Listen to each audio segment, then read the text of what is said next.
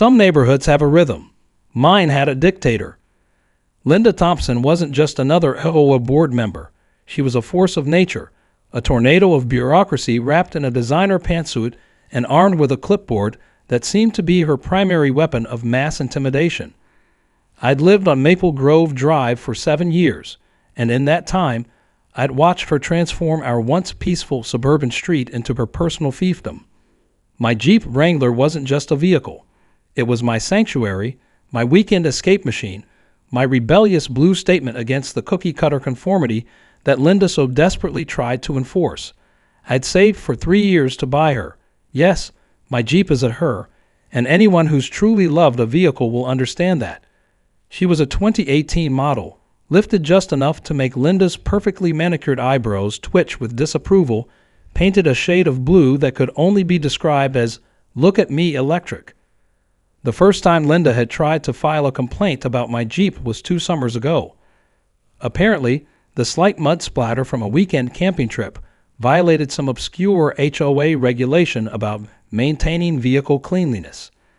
I'd laughed so hard I nearly spilled my coffee.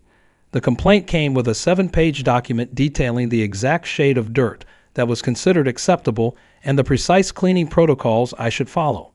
My neighbors, they were a mixed bag. Some cowered under Linda's reign of terror, quickly trimming lawns, repainting shutters, and moving trash cans milliseconds before the prescribed time. Others, the quiet rebels, would give me a knowing nod when Linda's clipboard came out. Glenn from 2 doors down once told me she complained about his wind chimes being sonically disruptive to neighborhood tranquility. His response? He bought larger, louder wind chimes. But this morning was different. This morning was about to become legendary. 4 a.m. is not a time meant for human interaction. It's the witching hour of suburban nightmares, a time when the world is supposed to be silent, peaceful, undisturbed. My Jeep sat exactly where I had parked her the night before, perfectly aligned with the curb, not an inch over the permitted parking zone, clean enough to satisfy even the most obsessive HOA regulations. I'd just fallen into that perfect sleep stage. You know the one, where your body feels like it's floating on a cloud, where dreams are vivid but not yet fully formed. The kind of sleep that makes morning feel like a cruel joke. That's when the knock came. Not a gentle tap. Not a hesitant request. This was a knock with purpose. A knock that said, I am here, and the world will bend to my will. My dog, Max, a yellow lab who'd never met a stranger he didn't love, didn't even bark. He just looked at me with a mix of pity and anticipation, like he knew exactly what was coming. I dragged myself from bed, catching a glimpse of myself in the hallway mirror. Bed head, threadbare t-shirt from a concert I'd attended a decade ago, boxer shorts that had seen better days. This was not my dealing with Linda outfit. This was my I dare the world to challenge me look. Little did I know, the world was about to be challenged, and her name was Linda Thompson. The door opened with a creak that seemed to echo the impending drama.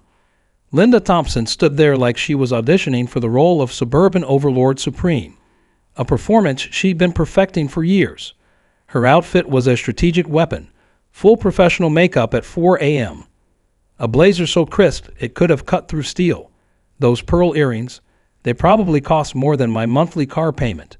But it was her clipboard that truly completed the ensemble, a leather-bound tome of neighborhood infractions and crushed dreams. You need to move your vehicle, she declared, not asked, not requested, declared, as if the mere act of speaking made it law. I hadn't even had coffee. My brain was still trapped in that beautiful liminal space between sleep and consciousness, where rational thought goes to hibernate. Max sat behind me, tail wagging, clearly finding this entire situation hilarious. Excuse me? I managed, my voice a gravelly mess of confusion and early morning irritation. Linda's smile was the kind of smile surgeons practice in mirrors, precise, calculated, devoid of any actual warmth. Your Jeep, she enunciated, each syllable a weapon, needs to be moved, immediately. I glanced behind her. The street was empty. Not a single Rotary Club member in sight. Not even a stray cat to witness this suburban showdown. At 4 a.m., I asked, more of a confused statement than a question. She didn't miss a beat. My charity breakfast is in 2 hours. Your vehicle is disrupting the aesthetic of the entire street. Now, I've dealt with HOA complaints before. There was the time Glenn got a warning for his excessively cheerful garden gnomes. The incident with Mrs. Peterson's rose bushes that apparently violated some obscure hedge height regulation. But this was a new level of bureaucratic insanity. My Jeep wasn't just parked. It was parked perfectly. Wheels aligned precisely with the curb.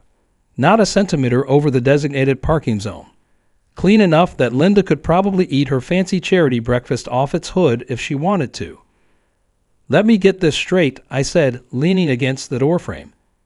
You're here at 4 a.m. to tell me to move my legally parked vehicle because it might offend the sensibilities of some Rotary Club members. Linda's clipboard came up like a shield. The neighborhood has standards, she proclaimed, as if she were quoting some sacred text. Your vehicle does not meet those standards. I looked down at my Jeep, bright blue, slightly lifted, weekend adventure companion, technically perfect in every parking regulation. The only thing offensive about it was how awesome it looked. What exactly is wrong with my Jeep? I asked, knowing full well I was poking the bear. She hesitated, just for a moment, but it was enough. Its color is disruptive, she finally said, and the lift kit suggests an inappropriate lifestyle. I burst out laughing. Not a chuckle, not a giggle. A full-on, sleep-deprived, utterly incredulous laugh that made Max bark in solidarity. An inappropriate lifestyle. I repeated, it's a Jeep, Linda, not a mobile crime scene. Her face started to change colors. First white, then a shade of red that would make a fire truck look pale. Her grip on the clipboard tightened. This was war, and it was only 4 a.m. Little did I know, this was just the beginning. Linda's explanation unfolded like a masterpiece of suburban bureaucratic theater. She pulled out a trifold brochure, because of course she did, and began to outline the critical community event that my Jeep was apparently threatening with its very existence.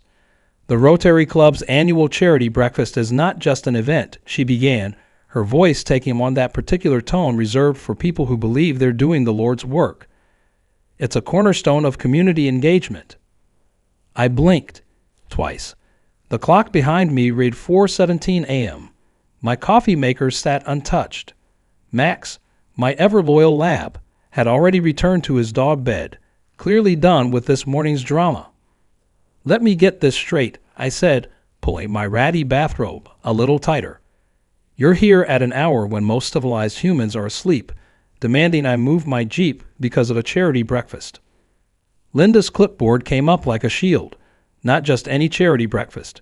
We're raising funds for the Children's Hospital. Every detail matters. I'd lived in this neighborhood long enough to know every detail was Linda speak for whatever I decide is important at this exact moment.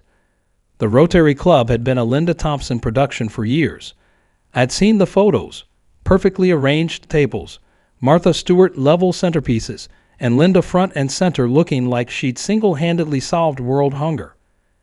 And how exactly does my Jeep impact this breakfast? I asked, knowing full well I was poking a very particular bear. She spread the brochure on my doorstep. It was a glossy affair with professional photos that looked like they'd been staged within an inch of their life. Pristine white tablecloths, perfectly arranged place settings, and a carefully curated view of the street that apparently required my Jeep to be invisible. Optics, Linda said, as if that explained everything. Our donors expect a certain aesthetic. Your vehicle disrupts the visual harmony of Maple Grove Drive. My Jeep was blue, a beautiful electric blue that caught the morning light like a sapphire. It was clean. It was legally parked. It was, quite frankly, the most interesting thing on our otherwise cookie-cutter street. So, I said slowly, you want me to move my legally parked vehicle because it doesn't match your Instagram-worthy charity breakfast backdrop. Linda's smile was pure poison wrapped in suburban politeness. Precisely. I thought about the weekends I'd spent with that Jeep. Mountain trails in Colorado, beach drives along the California coast, desert adventures in Arizona. This wasn't just a vehicle. This was my freedom, my escape from exactly the kind of suffocating conformity Linda represented. Not happening, I said. The look on her face was something between shock and the early stages of an aneurysm. People like Linda weren't used to hearing no. They were used to clipboard-wielding ultimatums and passive-aggressive HOA notices. "Excuse me," she sputtered.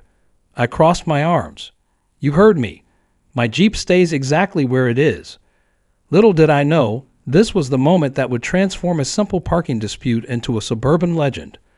Linda Thompson was about to escalate this in a way no one could have predicted. The 4 a.m. charity breakfast showdown was just beginning. Something inside me snapped. It wasn't a loud snap, more like the quiet breaking point of a person who'd been pushed just 1 inch too far. I'd always been the reasonable neighbor, the one who cut his grass precisely to regulation height, who kept his trash cans exactly 3.5 feet from the curb on collection day, who smiled and nodded at neighborhood meetings while Linda Thompson dictated increasingly bizarre community standards. But 4 a.m. is a dangerous time. It's when the veneer of civility starts to crack, when the carefully maintained social contracts begin to fray. "No," I said. The word hung in the air between us, simple and absolute. Linda's reaction was immediate. Her perfectly sculpted eyebrows rose so high, I thought they might launch into orbit. Her grip on the clipboard tightened. I could hear the leather creaking under her fingers. "Excuse me," she managed, the words coming out more like a squeak than her usual authoritative tone. I repeated myself, slower this time. "No, N-O, not happening. My Jeep stays exactly where it is." Max, sensing the tension, lifted his head from his dog bed. He'd seen this movie before, the slow burn confrontation that was about to become a full-blown suburban showdown. "Let me explain something about Linda Thompson. She wasn't just the neighborhood busybody. She was a maestro of municipal micromanagement. I'd seen her file complaints about wind chimes being too melodic. She'd once sent a formal letter to Glenn 2 doors down because his garden gnomes were creating an unacceptable visual narrative for the street. But this was different. This was her carefully constructed world of order and control being challenged at 4 a.m. by a guy in threadbare boxer shorts and a concert T-shirt from 2012. "The Rotary Club breakfast," she began, trying to regain her composure, "requires a certain level off." "Requires?" I interrupted. "It requires me to move my legally parked vehicle because it doesn't match your Instagram-worthy photo op." Her face went through a fascinating series of color changes. White, red, a shade of green I'd only seen on particularly seasick passengers. "This is about community standards," she said, falling back on her favorite phrase. I couldn't help myself. I laughed. Not a chuckle, not a giggle. A full-on, sleep-deprived, utterly incredulous laugh that made Max bark in solidarity. "Community standards?" I repeated. "My Jeep is clean. It's legally parked. It's not blocking anything. The only thing it's guilty of is being too awesome for your bland suburban aesthetic." The clipboard came up again, her shield, her weapon, her totem of bureaucratic power. "I'll have you know." "No," I said again. Simple. Definitive. Something changed in that moment. The air itself seemed to shift. Linda wasn't used to being told no. She was used to clipboards and complaints, to wearing down resistance with a death by 1,000 bureaucratic paper cuts. But it was 4 a.m. I was beyond caring about neighborhood politics. My Jeep was my line in the sand. Little did I know, this was about to get much, much worse. Linda's next move would prove that when cornered, a determined HOA warrior becomes truly dangerous. Some people have a breaking point. Linda Thompson had just found mine, but I was about to discover she had her own nuclear option, and it involved the local emergency services. The moment I said no for the 3rd time, something shifted in her eyes.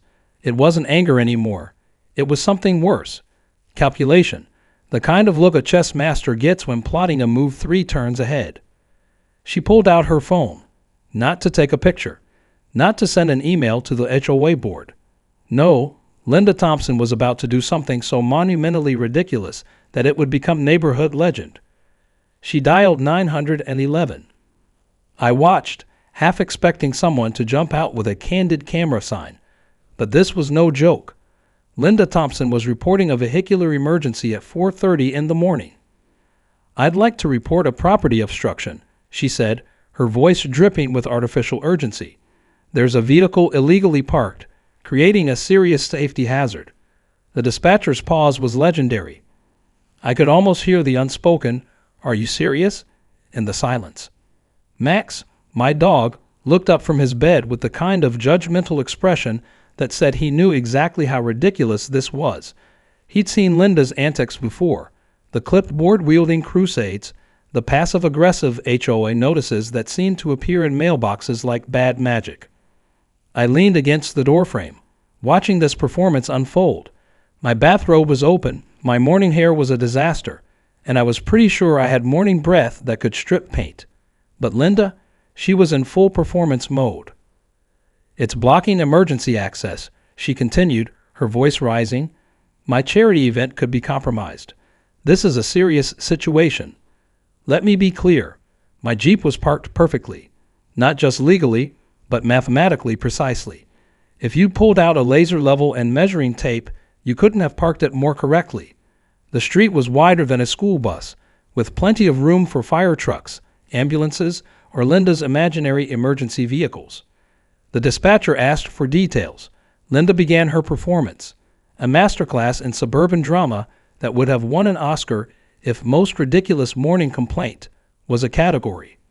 "The vehicle is blue," she said, as if the color itself was a crime. "It's lifted.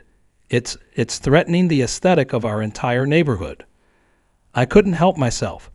I started to laugh. Not a chuckle. A full-blown, sleep-deprived, utterly incredulous laugh that echoed through the quiet morning street. Max barked. Whether in support or embarrassment, I couldn't tell. 20 minutes later, the police arrived. 2 officers looking like they'd rather be anywhere else in the world. The red and blue lights of their patrol car cut through the pre-dawn darkness, turning our quiet street into a crime scene, all because of a perfectly parked Jeep. As they approached, I knew one thing for certain. This was going to be a morning for the neighborhood history books. Linda Thompson had just declared nuclear war, and I was ground zero. Police procedurals make law enforcement look glamorous. Real-life police calls at 4:45 a.m., not so much. 2 officers approached. One looked like he'd rather be doing literally anything else. The other seemed mildly amused by the entire situation. Their patrol car's lights painted our quiet suburban street in alternating shades of red and blue, turning our mundane morning into a low-budget crime drama. Officer Martinez, the one who looked like he'd been drafted into the world's most ridiculous morning shift, walked around my Jeep with professional precision. Measuring tape came out. Notebook appeared. He measured the street width, checked the parking regulations, and looked increasingly confused. Linda stood to the side, clipboard clutched like a weapon, radiating righteous indignation. Her charity breakfast outfit was starting to look slightly rumpled, a rare crack in her usually impeccable armor. "Ma'am," Officer Martinez said, turning to Linda, "could you explain exactly what emergency requires us at this hour?" Her explanation was a masterpiece of bureaucratic gymnastics, emergency access, neighborhood standards, aesthetic violations, the kind of speech that would make a city planner's head spin. The second officer, Rodriguez, according to his name tag, was fighting back a smile. I could see it in the way his mouth twitched, in the barely contained laugh lines around his eyes. "Let me get this straight," Officer Martinez said, his voice a model of professional patience. "You called 911 because of a legally parked vehicle." Linda straightened her blazer. "It's creating a significant community safety hazard." Max, my dog, chose that moment to let out a single, perfectly timed bark. It sounded suspiciously like a laugh. Officer Rodriguez walked the length of the street, professional but with a growing sense of disbelief. He measured. He calculated. He consulted the street parking regulations that Linda apparently knew by heart, but had clearly never actually read correctly. "Ma'am," he finally said to Linda, "the vehicle is parked perfectly legally. There's no violation here." Linda's face went through a fascinating series of color changes.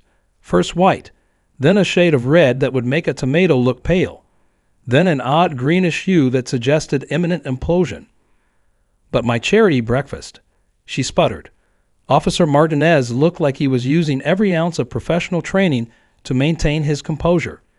"The vehicle does not impede any emergency access. It does not violate any parking regulations. There is no basis for an emergency call."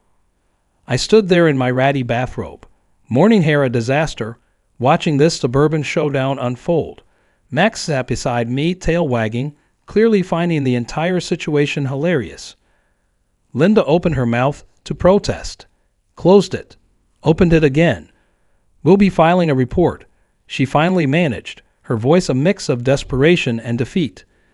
Officer Rodriguez actually did laugh then, a full, genuine laugh that echoed down the quiet street. "Ma'am," he said, "the only report being filed is going to be about misuse of emergency services." As the police car pulled away, Linda stood frozen on the sidewalk. Defeated, humiliated, her clipboard, her primary weapon of mass intimidation, suddenly looked as useless as a plastic sword. My Jeep sat exactly where it had been all night, perfectly parked, completely innocent. The morning was just beginning. By 7 a.m., the entire neighborhood knew. News travels fast in suburban America, but scandal, that travels at the speed of light.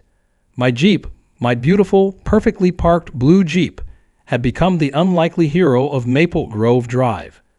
Glenn from 2 doors down was the first to stop by.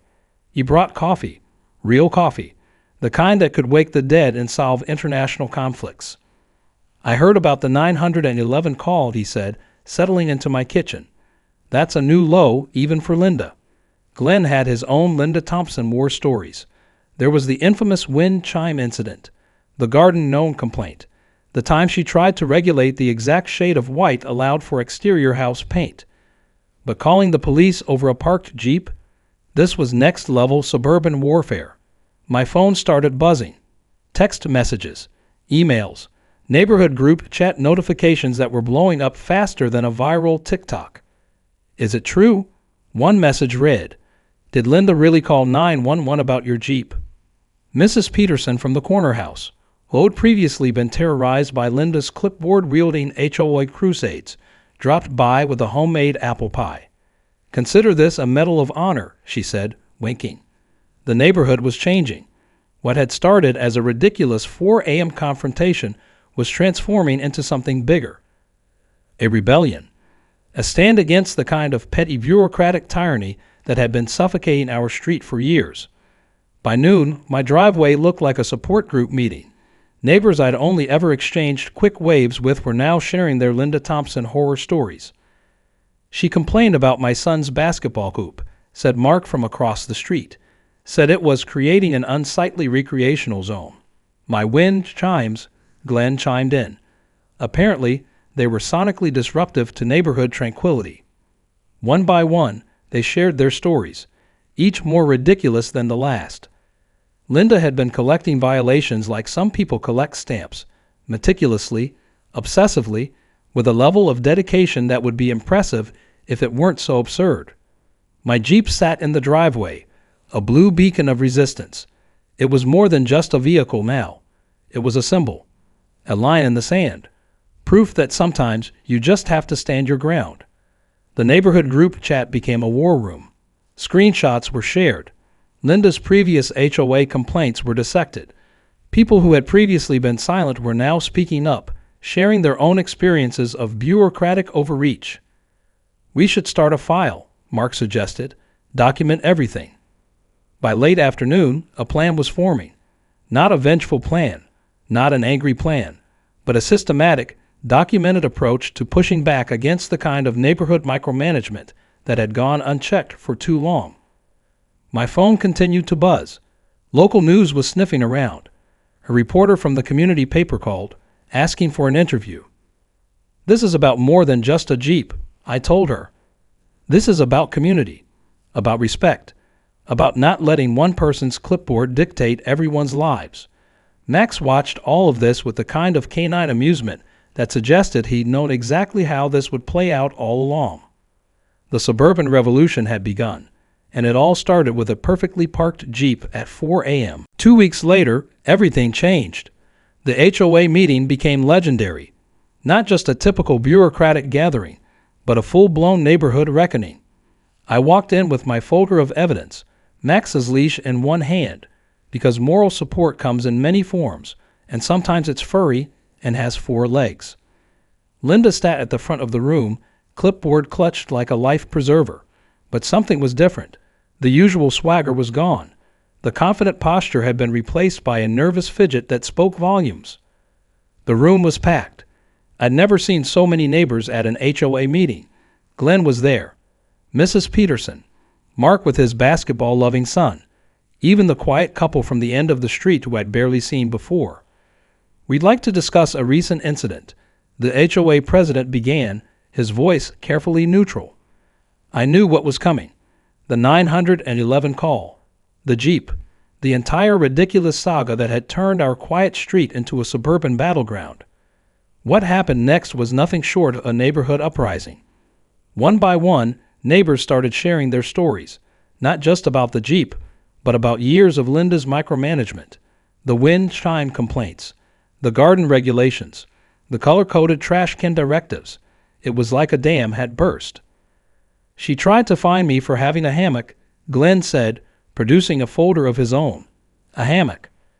Mrs. Peterson showed a series of letters she'd received about her rose bushes. Apparently, they were too vibrant for community standards. Mark pulled out documentation about the basketball hoop complaint. His son, who couldn't have been more than 12, sat next to him looking both embarrassed and proud. Linda's face went through more color changes than a mood ring. White, red, a fascinating shade of green that suggested imminent implosion. The HOA president cleared his throat. Ms. Thompson, he said, we've received multiple complaints about your interpretation of community guidelines. I almost felt bad for her. Almost. The meeting concluded with a vote, an unanimous vote to review and revise the HOA guidelines, to create a more collaborative, less dictatorial approach to neighborhood management. Linda was asked to step back from her unofficial role as neighborhood enforcer. Translation, she was out. As I walked out, my Jeep gleaming in the parking lot, Max trotting beside me, I realized something profound had happened. This wasn't just about a 4 a.m. confrontation. This was about community, about standing up to bureaucratic overreach, about saying enough to the clipboard warriors who think they can control every aspect of our lives. The local newspaper ran a story. Neighborhood unites against HOA micromanagement. The headline read, "My phone didn't stop buzzing for days." But the best moment, the moment that made it all worth it, the day the new HOA guidelines were posted, reasonable, fair, collaborative. My Jeep sat in the driveway, a blue testament to the power of standing your ground. Max looked up at me, tail wagging, as if to say, we did good. Sometimes, revolution starts with something as simple as refusing to move a perfectly parked vehicle at 4 a.m. Suburban justice had been served, one parking space at a time.